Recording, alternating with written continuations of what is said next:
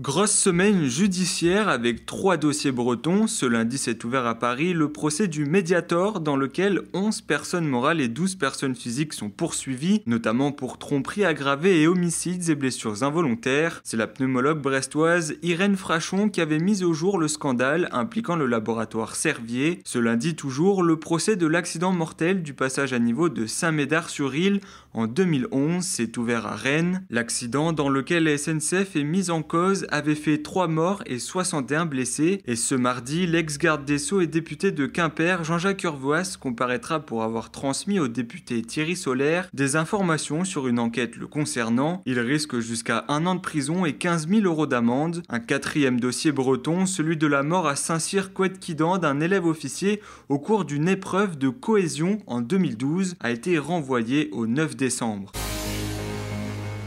C'est la vidéo qui a fait parler d'elle ce week-end, un policier quimpérois qui croise les gants à la Loyale avec un petit caïd de Kermoisan, le quartier chaud de la ville. Pour l'anecdote, il y aurait imposé sa loi et ainsi gagné le respect de ses opposants. Le préfet du Finistère, lui, ne l'entend pas de cette oreille et a fait ouvrir une enquête. Le policier, plusieurs fois distingué pour ses états de service remarquables, pourrait être sanctionné. Il a toutefois reçu le soutien de plusieurs élus, dont le maire de Quimper, Ludovic Jolivet.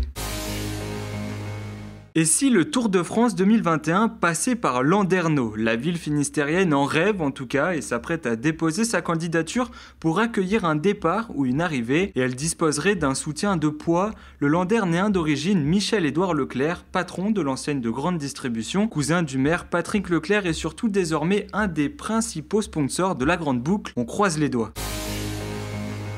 La marche pour le climat a rassemblé de nombreux Bretons ce samedi. Brest, Morlaix, Guingamp, Saint-Brieuc, Douarnenez, Belle-Île-en-Mer. À chaque fois, ils étaient plusieurs dizaines, parfois même plusieurs centaines à défiler. Dans la nuit de samedi à dimanche, 16 activistes s'en sont par ailleurs pris aux enseignes allumées des magasins brestois, les éteignant pour dénoncer leur consommation énergétique.